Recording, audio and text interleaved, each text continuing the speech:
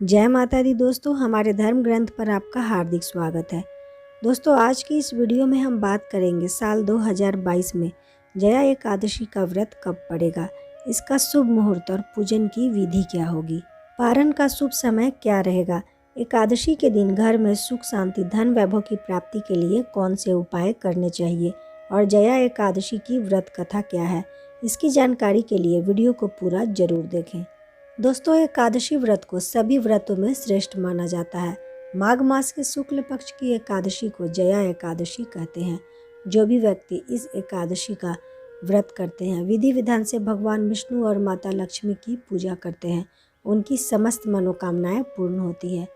पुराणों के अनुसार जो भी व्यक्ति इस एकादशी का व्रत करते हैं, उन्हें भूत प्रेत पिशाच आदि योनि से मुक्ति मिलती है और मोक्ष की प्राप्ति होती है। दोस्तों, साल 2022 में जया एकादशी 12 फरवरी शनिवार को मनाई जाएगी। एकादशी तिथि प्रारंभ होगी 11 फरवरी को दोपहर 1:52 पर और एकादशी तिथि की समाप्ति होगी 12 फरवरी को शाम 4:27 पर। दोस्तों, एकादशी की उदया तिथि हमें 12 फरवरी को प्राप्त हो रही है, इसीलिए इसी दिन व्रत और पूजा किया जाएगा। पारण का समय 13 फरवरी को सुबह 7:10 से 9:24 तक रहेगा। पारण तिथि के दिन द्वादशी समाप्त होने का समय शाम 6:42 तक है। दोस्तों, आप जानते हैं जया एकादशी की पूजन विधि। एकादशी का व्रत करने वाले को दशमी के दिन से ही कुछ अनिवार्य नियमों का पालन करना चाहिए। इस दिन मांस, प्याज, लहसुन, मसूर की दाल इत्यादि निषेध वस्तुओं का सेवन नहीं करना चाहिए। रात्रि में पूर्ण ब्रह्मचर्य का पालन करना चाहिए। दोस्तों, एकादशी के दिन सर्वप्रथम सूर्योदय से पहले उठें और स्नान आदि से निवृत्त होने के बाद व्रत का संकल्प लें। इसके बाद भगवान विष्णु और माता लक्ष्मी की चित्र या प्रतिमा को एक लकड़ी की पाट या चौकी पर स्थापित करें और विधि विधान से उनकी पूजा करें। दोस्तों, उन्हें गंगाजल से स्नान करवाएं, वस्त्र अर्पित करें, हल्दी चंदन का टीका करें, पीले पुष्प, तिल इत्यादि अर्पित करें। उन्हें पंचामृत या पीली मिठाई का भोग लगाएं, धूप दीप करें। भोग के साथ तुलसी दल अवश्य अर्पित करें। इस दिन विष्णु चालीसा, विष्णु सहस्त्र नाम का पाठ करें। इसके बाद भगवान विष्णु और माता लक्ष्मी की आरती करें। इस दिन जया एकादशी की व्रत कथा पढ़नी या फिर सुननी चाहिए। पूरा दिन व्रत करने के बाद शाम को भी भगवान विष्णु की पूजा करें। संभव हो तो रात्रि जागरण करें, भजन कीर्तन करें। इससे विष्णु जी की असीम कृपा प्राप्त होती है। दोस्तों, अगले दिन यानी द्वादशी तिथि पर ब्राह्मण को भोजन कराएं, दान करें। इसके पश्चात ही स्वयं भोजन या पारण करना चाहिए। दोस्तों, आज की भागदौड़ और व्यस्त जिंदगी में व्यक्ति किसी न किसी रूप में परेशान रहता ही रहता है। कोई कर्ज से परेशान है, किसी को धन की कमी है, घर में कलह कलेश है, सुख शांति नहीं है, तो एकादशी के दिन इन छोटे छोटे उपायों को जरूर करना चाहिए। एकादशी के दिन भगवान श्री हरि विष्णु का केसर मिश्रित दूध से अभिषेक करें। ऐसा करने से घर में सुख समृद्धि बनी रहती है, धन धान्य की कोई कमी नहीं होती है। दोस्तों, पीपल में भगवान विष्णु का वास माना गया है। यदि आप कर्ज से परेशान हैं तो एकादशी के दिन पीपल के वृक्ष पर मीठा जल चढ़ाएं और शाम के समय दीपक लगाएं। ऐसा करने से शीघ्र ही कर्ज मुक्ति के योग प्रबल होते हैं।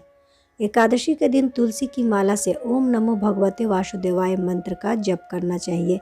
इससे भगवान श्री हरि विष्णु की असीम कृपा प्राप्त होती है, घर में सुख समृद्धि आती है, मान सम्मान की प्राप्ति होती है। दोस्तों, एकादशी के दिन शाम के समय तुलसी के पौधे के सामने गाय के घी का दीपक जलाएं और ओम वासुदेवाय नमः बोलते हुए तुलसी की 11 परिक्रमा करें। इस उपाय को करने से घर के सदस्यों के बीच प्रेम, सुख, शांति बनी रहती है और परिवार पर किसी भी प्रकार का संकट नहीं आता है। दोस्तों, अब सुनते हैं जया एकादशी की व्रत कथा। एक बार देवताओं के राजा इंद्र नंदन वन में भ्रमण कर रहे थे। चारों तरफ किसी उत्सव सा माहौल था।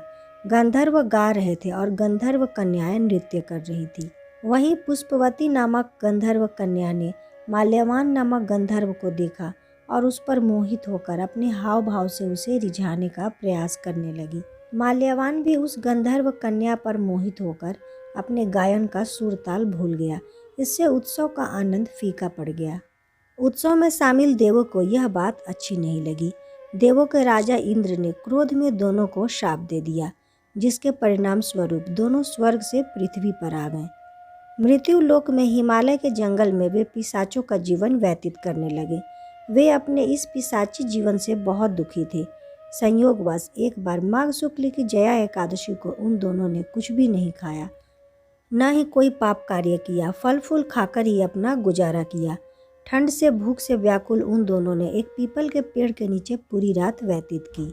उस दौरान उनको अपनी गलती का पश्चाताप भी हो रहा था। उन्होंने फिर ऐसी गलती न करने का प्रण लिया। सुबह होते ही दोनों के प्राण शरीर से निकल गए। उन्हें मालूम नहीं था कि उस दिन जया एकादशी थी। अनजाने में ही उन्होंने जया एकादशी का व्रत किया। भगवान विष्णु की कृपा से वे दोनों पिशाच योनि से मुक्त हो गए।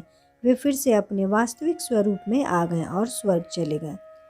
माल्यवान और पुष्पवती के पिशाच योनि से मुक्त होकर स्वर्ग में आने से इंद्र आश्चर्यचकित हुए। उन्होंने दोनों से श्राप से मुक्ति के बारे में पूछा। तब दोनों ने जया एकादशी के व्रत के प्रभाव को बताया। उन्होंने कहा कि उनसे अनजाने में ही जया एकादशी का व्रत हो गया। भगवान विष्णु की कृपा से वे दोनों पिशाच योनि से मुक्त हो गए। इस तरह से जया एकादशी का व्रत करने से लोगों को अपने पाप कर्मों से मुक्ति मिलती है। उम्मीद करती हूँ कि आपको यह वीडियो अच्छी लगी होगी। अगर वीडियो पसंद आए तो इसे लाइक करें और फैमिली फ्रेंड्स में शेयर करें। चैनल पर अगर पहली बार आए हैं तो व्रत त्योहार से संबंधित जानकारियों के लिए इस चैनल को सब्सक्राइब करें और साथ में बेल बटन भी प्रेस करें। इससे मेरे सभी वीडियो के नोटिफिकेशन आपको मिलते रहेंगे। मैं मिलती हूँ नेक्स्ट वीडियो में। जय माता दी, जय विष्णु भगवान।